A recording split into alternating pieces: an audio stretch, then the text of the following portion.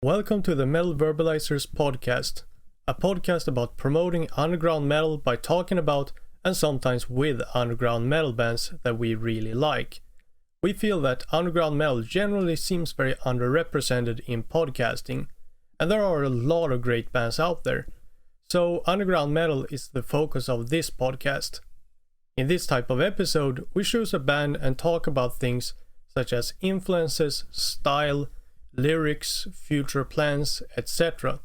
in order to give you an introduction and an idea of what the band is like. And of course, encouraging you to listen to their music and look into them further. I am Johan Verbalizer, and this episode will be dedicated to the band Blood Crusher.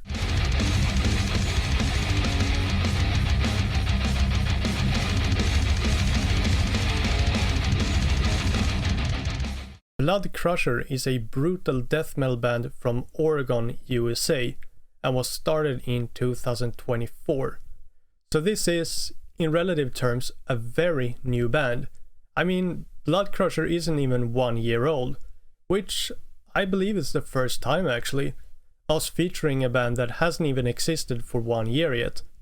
On top of that, even if we have done quite a few episodes by this point, it is also the first brutal death metal band that we've ever featured. The reason why I haven't featured brutal death metal bands before this is simply because brutal death metal isn't really my preferred style of music, which also means that knowledge in underground brutal death metal is not exactly my forte. But I did discover Blood Crusher, and I did like what I heard. In addition to that, I feel that this band has some great potential, and I'm gonna explain that a little bit more throughout this episode. With all that being said, however, this episode is kinda unique for several reasons. It kinda goes without saying, but the music of Blood Crusher is a brutal type of death metal. As you could expect from a brutal death metal band, the music is generally very fast. I think that the length of these songs are kind of a sign of this. The songs tend to balance at about 3 minutes. Some songs are a bit shorter than 3 minutes, and the other songs are a bit longer than 3 minutes. But no song is under 2 minutes long, and no song is over 4 minutes. So the conclusion I believe that you can make here is that Blood Crusher does not mess around and is not wasting any time. So far, Blood Crusher as a band has received a lot of really positive responses. So if you're into brutal death metal, this is definitely a band that you should look into for sure. The music that the band itself considers as the most influential music for Blood Crusher as a band are records released by the record label Unique Leader Records during the label's classic years. The late 90s and early 2000s was unarguably the most important time for Blood Crusher in terms of influence, with bands such as Disgorge, Deeds of Flesh, Severed Savior, Decrepit Birth, Paemia, etc. In regards to the image of Blood Crusher, the band started working together with the artist Alberto Salinas Molina, because they felt that his art is visualizing the band's music in a very accurate way. They have described it as kind of like religious mockery mixed together with over-the-top gore. The lyrics of Blood Crusher is generally written in a kind of tongue-in-cheek way, dealing with themes such as gore and anti-religion, but also sneaking in some lyrics about Warhammer.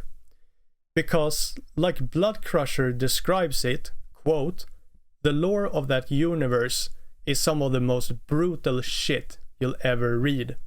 Blood for the blood god."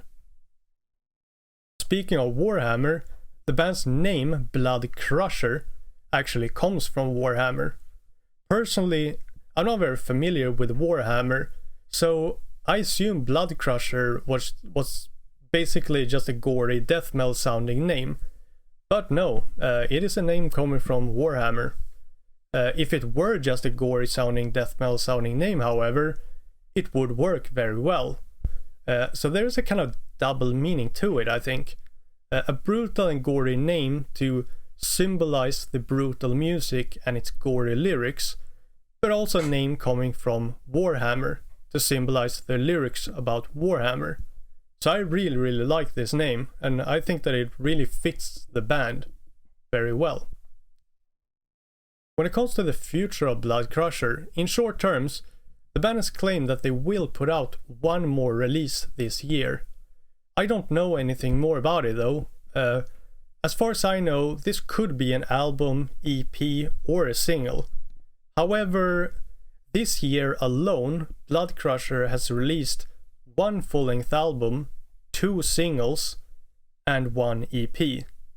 This does show that Bloodcrusher certainly is a very hard-working and a very effective band in putting out releases.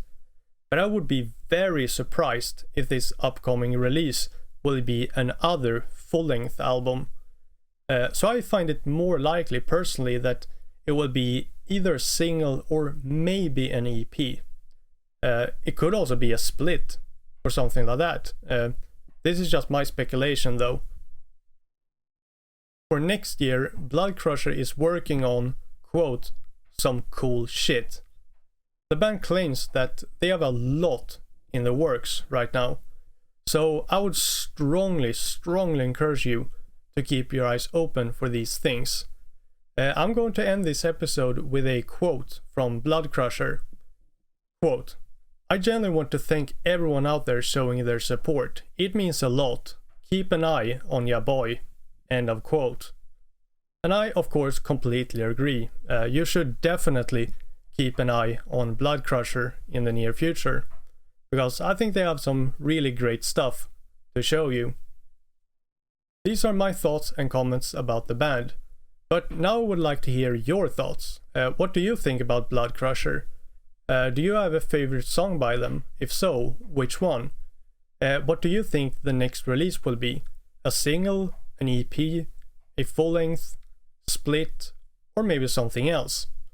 What do you think or hope that they mean by some cool shit next year? Let us know in the YouTube comments or on social media. We have now reached the end of this episode. If you enjoyed this podcast, we would really appreciate your support. A great way to support us is by liking, commenting, and sharing, as well as rating us on Spotify. We really love to read comments about the podcast, as well as your thoughts and opinions about the bands. These comments encourage us a lot, and they will also help the podcast technically, thanks to the algorithms. And we believe that if this podcast gets discovered by more people, this will help the bands we feature to also get discovered by more people.